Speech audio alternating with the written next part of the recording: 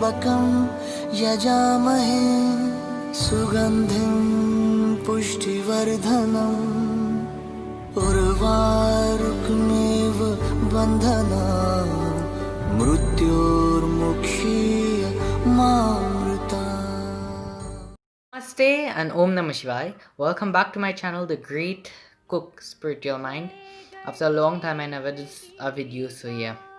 So today's video we're going to learn about the 10 Mahavidyas. And the 10 Mahavidyas are 10 tantric goddesses. And all of them are forms of Parvati. So before we start with who are they, let me tell you a little bit about them. The Mahavidya are a group of 10 aspects of Adi Parashakti in Hinduism.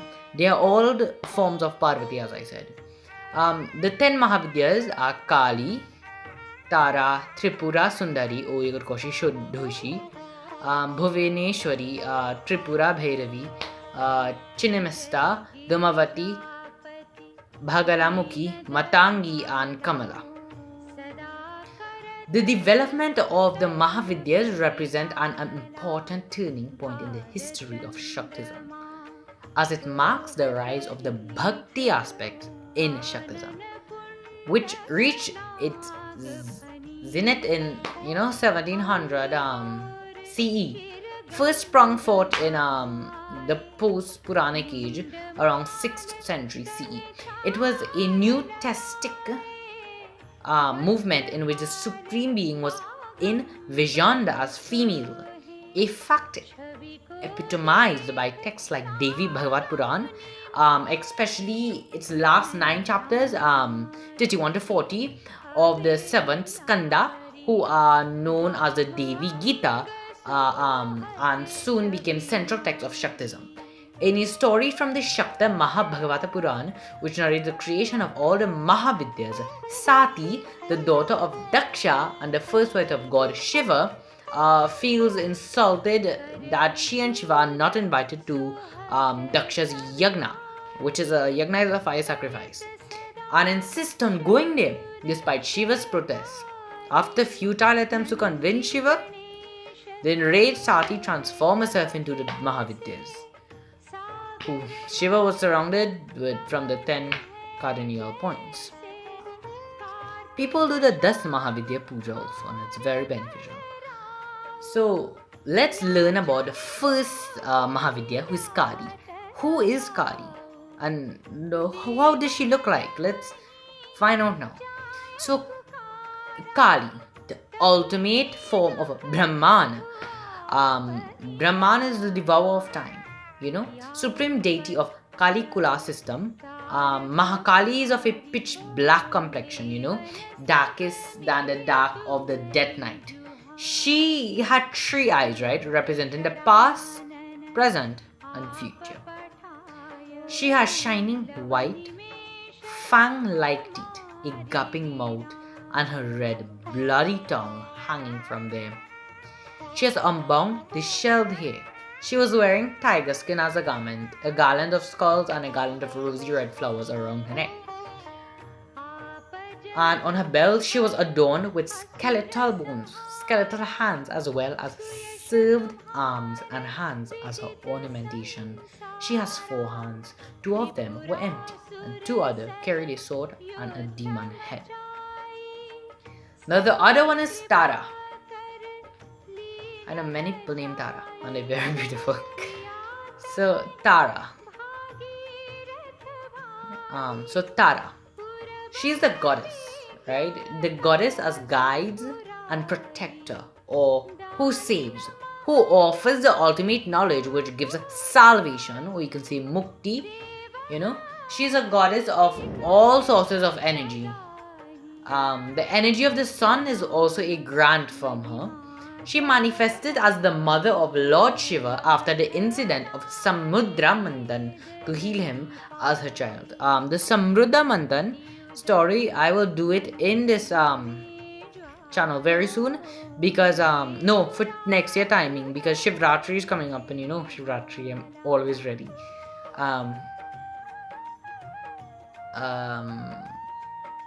Tara is of a light blue complexion, like, right? She has disheveled hair as well. She wears a crown decorated with digit of the half moon, She also has three eyes, a snake coiled comfortably around her throat, wearing skins of skulls. Um, she's also seen wearing a belt supporting her skirt made of tiger skin. Her four hands carry a lotus, scimitar, demon head, and scissors. Her left foot rests on the corpse of Shiva. So these are all that is the second form of her. Let's go on to the third form, who is Tripura Sundari, or you can call her Shudashi or Lalita Devi, the goddess who is beautiful in the three worlds. Supreme deity of Shrikula system, the Tantric Parvati or the Moksha Mukta. She is the head of Mandi Vipa, the eternal supreme abode of the goddess. Shudashi is seen with a molten gold complexion. That's maybe very beautiful. Three placid eyes, a calm mane, wearing red and pink vestments, adorned with ornaments on her divine limbs, and four hands, each holding a gourd, lotus, a bow, and arrow. She is seated on a throne. So that is Tripurari Sundari or Shodeshi Mata. Now let us move on to the fourth one. And the fourth one is no other than Bhuvanshwari. So Bhuvanshwari is the goddess. The goddess has world mother, she is, or whose body is all 14 lokas, the whole cosmos. Bhuvanshwari is of a fair golden complexion, with three content eyes as well as a calm mane. She wears red and yellow garments decorated with ornaments on her limbs and has four hands. Two of her four hands hold a gourd and noose, while her other two hands are open. She is seated on a divine celestial throne. So that was it for the fourth one. Let's go on to the fifth one, which is Bhairavi. So Bhairavi, she's the fairest goddess, you can say. Like, that's all about her. She's very fierce, The female version of Bhairav, Kal Bhairav Baba. Bhairav is of a very volcanic and red complexion. Yes, eyes, right? Her hair is disheveled. Her hair is matted, tied up in a bun by a crescent moon.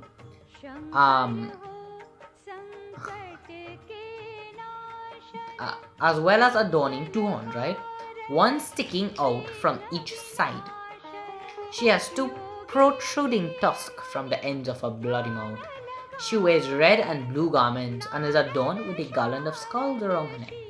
She also wears a belt decorated with served hands and bones attached to it.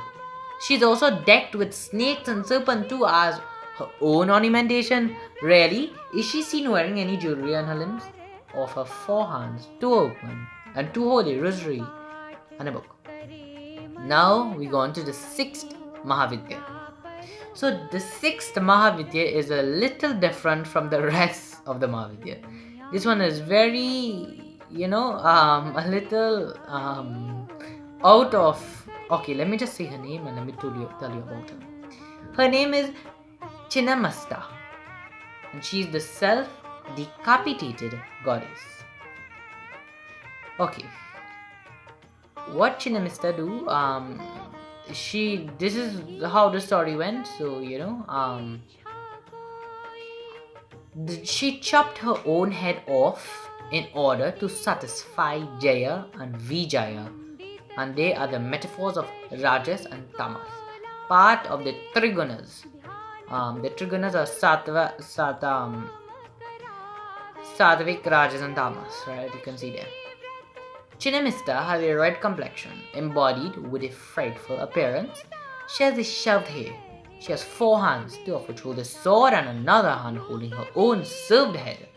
Three blazing eyes with a frightful mane, wearing a crown. Two of her other hands hold a lasso and drinking bowl. She is partially clothed lady, as you all know. Adorned with ornaments on her limbs and wearing a garland of skull on her body, she is mounted upon the back of a ferocious lion. Yeah, you know. Yes, so the seventh one is another one, kind of different, but she didn't take out her head in this one. This one is a little different. Also, she's not young. She is a Dhumavati. So Dhumavati is the widow goddess. Dhumavati is of a smoky dark brown complexion. Her skin is wrinkled, her mouth is dry, some of her teeth have fallen out.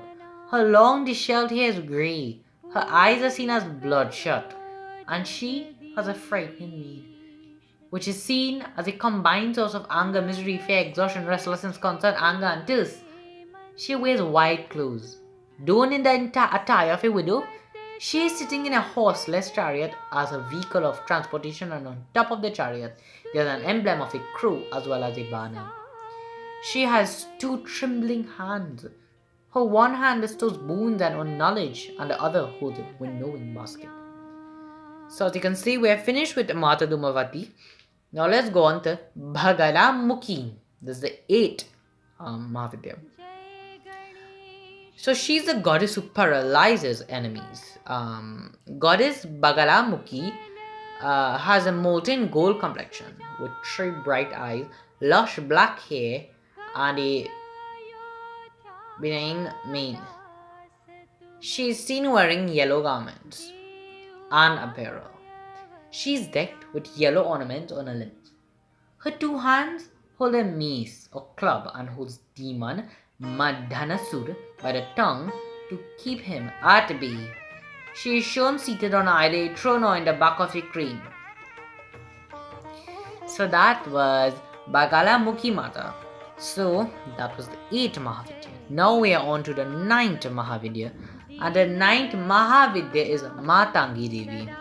So Matangi. She is the Prime Minister of Lalita Devi in Sri Luka system, as you all know. Sometimes she's called Tantric Saraswati. But she is really the Tantric Saraswati, a tantric form of Saraswati Mata. Matangi is depicted as emerald green in complexion with lush, disheveled black hair, 3 placid eyes, and calm look on her face. She is seen wearing red, red jewelry and clothing, right? She is seated on a royal throne and she has 4 hands, 3 of which hold a sword or scimitar, a skull, and a veena, which is a musical instrument. Her one hand bestows boons to her devotees. So, now we have reached the last Mahavidya. The last Mahavidya is Kamalatmika. As I said in the past in this video, I said her name is Kamala, but her full name is Kamalatmika. So Kamalatmika. Mata Kamalatmika, she is a lotus goddess, sometimes called the Tantric Lakshmi. Kamala is of a molten gold complexion and lush black hair, 3 bright placid eyes, and a benevolent expression. She is seen wearing red and pink. She is seated on a fully bloomed lotus, right? While with her 4 hands to hold lotuses, while to grant the devotees wishes and assures protection from them. So yes, that was the 10 Mahavidyas. If you are confused, you all could ask me in the comments any questions you all want to ask. If I'm confusing, if I'm talking too fast, you can, and you're confused, you can ask me questions in the comment section, and make sure to like this video and subscribe. I'll be having more, and this season of the Great Cook Spiritual Mind was mostly about these stuff. Who is the 10 Mahavidyas, what is Sattvic, Rajas, Tamas, what is this, what is that. Mostly this what this season was about. This season it had less talking but very soon another season will come, and I like to bring it out in seasons because it's more fun, you know. So when the other season come, it will be mostly about,